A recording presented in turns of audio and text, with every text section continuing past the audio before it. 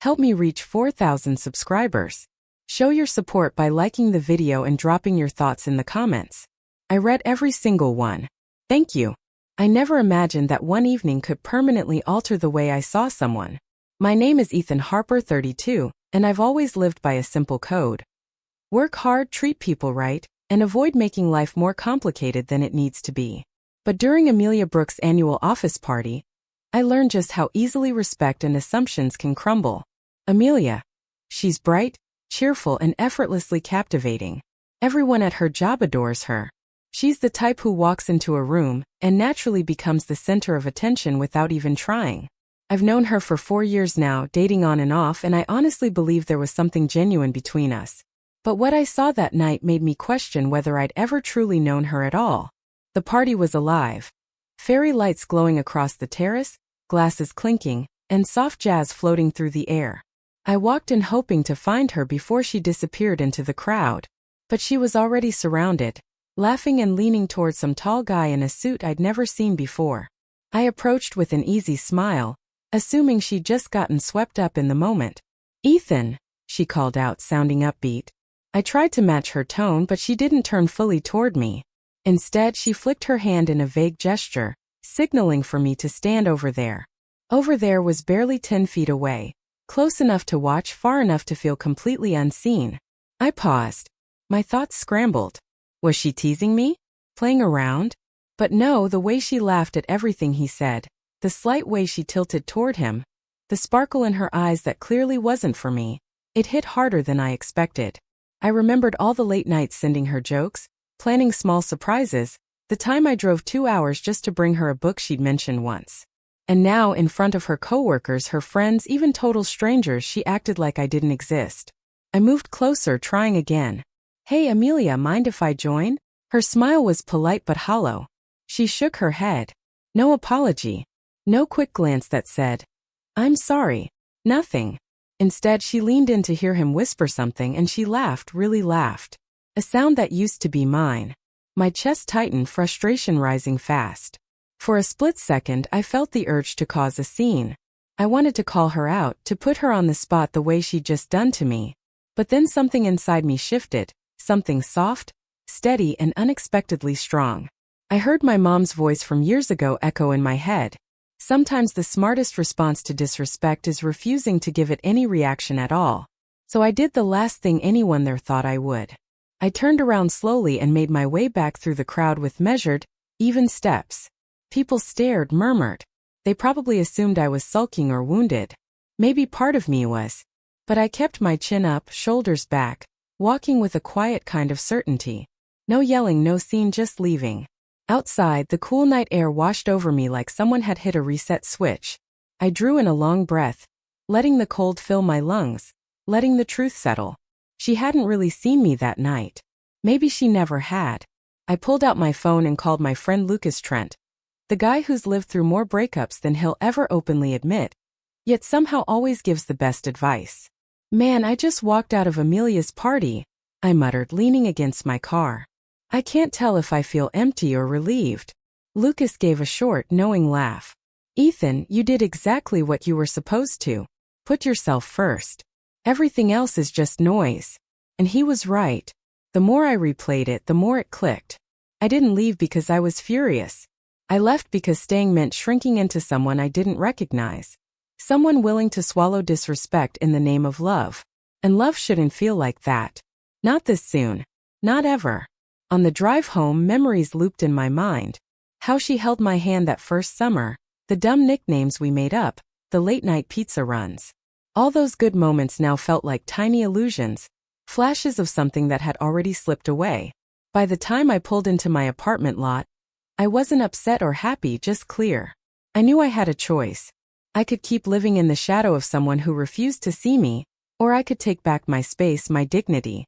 And as I stepped inside, one thing felt certain.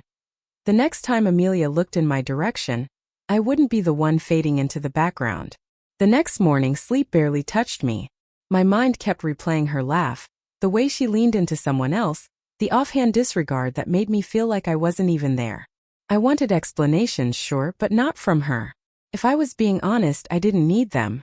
What I needed was clarity, closure, and a path out of that shadow without turning around. I stuck to my usual routine, pretending the night hadn't rattled me. Work, answering emails, grabbing lunch at the cafe down the block. Everything looked normal, yet every step felt heavy with the weight of yesterday. Then just when it felt like the universe had a sense of timing, my phone buzzed. Not Amelia. Nora, her roommate and one of the few people around her I genuinely trusted. "Ethan, can we talk? She's asking about you." I stared at my phone. My first reaction was to ignore it. I didn't want reminders, explanations, or any attempts to sway me. Still, something pushed me to answer. "Where?" "Cafe on 5th. She's waiting. Just come." My chest tightened. I couldn't tell if I actually wanted to see her, or if I just wanted to witness her expression when she realized I no longer cared. I drove over, parking a block away so I could steady myself first. Inside, the cafe hummed with the usual morning rush. And there she was, Amelia, bright but not quite the same. Her usual shine looked rehearsed, her laughter muted. When she glanced up, our eyes connected for just a moment. Instead of familiarity or remorse, I saw curiosity. She hadn't expected me to walk away so quietly. I slid into the seat across from her, keeping my voice even. "You wanted to talk?" Amelia hesitated, chewing lightly on her lip. I didn't mean for last night to. It's not like I wanted to make you feel invisible." I lifted a brow. "You didn't mean to? Or you didn't care?" Her gaze dropped. That brief silence said more than an apology ever could. She knew exactly what she did, and exactly how it landed. I don't know," she murmured. "It's complicated. Work, people, everything. I didn't think." A small laugh escaped me. Not mocking, not angry. Just the kind you release when reality finally becomes clear. "You didn't think, Amelia." You laughed, leaned in, flirted, and acted like I wasn't even there. Not once, not twice, right in front of everyone. "That isn't an accident." Her fingers trembled around her coffee cup. "I guess I got caught up in the moment. I didn't mean to hurt you." "But you did," I replied calmly, leaning back. "And that part isn't something you can fix with a smile. You can't rewind it." She swallowed, her voice barely above a breath. "I don't know what to say." I gave a faint smile. "You don't have to say anything. I'm not here for explanations. I'm here because I needed to tell you that leaving was for me. For the first time in a long while, I chose myself. And if you're waiting for me to beg or feel guilty, that's not going to happen." Amelia's expression shifted. A spark of understanding, maybe regret, maybe disbelief, crossed her face. She hadn't expected me to be the steady one, the composed one, the one who walked out without creating a scene, but with complete certainty.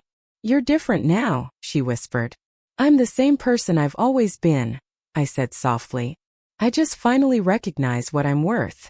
Respect. Real acknowledgement. Not the half-hearted attention or the staged affection she was used to giving." She dipped her head slowly, her voice barely more than a breath.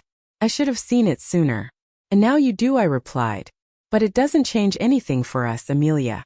I can't go back to being a shadow beside someone who never truly noticed me. Yes, I walked out yesterday, but it wasn't anger that pushed me out the door. It was clarity. And that clarity belongs to me now." She didn't protest. Didn't break down. She simply nodded, quietly accepting that maybe, just maybe, she had let go of someone who genuinely cared while she spent her energy performing for everyone else. I finished my coffee, rose from my seat, and offered a small, polite smile. "Take care, Amelia." Really. When I stepped outside, the cool afternoon air brushed against me again. But this time it wasn't a reset. It was a beginning. I felt lighter, clearer, more awake than I had in months. Not because I left her behind, but because I finally chose myself, calmly, firmly, without hesitation. In the weeks that followed, I noticed little shifts around me. Colleagues mentioned that Amelia seemed unsettled, quieter, lost in thought. She probably never imagined someone would simply stand their ground and walk away without theatrics. And maybe, somewhere in the back of her mind, she finally understood that respect isn't automatic. It has to be earned. And it can disappear in an instant. I didn't check in. I didn't brag. I just moved forward, investing my time in what mattered. My work, my friends, my own passions. For the first time in ages, I felt unbound. Sometimes change doesn't come from shouting or slamming doors. Sometimes it comes from the soft exits, the ones where you walk away with your pride intact, letting your choices speak for you. That night, I realized real strength isn't found in forcing someone to notice you. It's in becoming impossible to ignore. And from that moment on, I knew I would never again settle for fading into the background.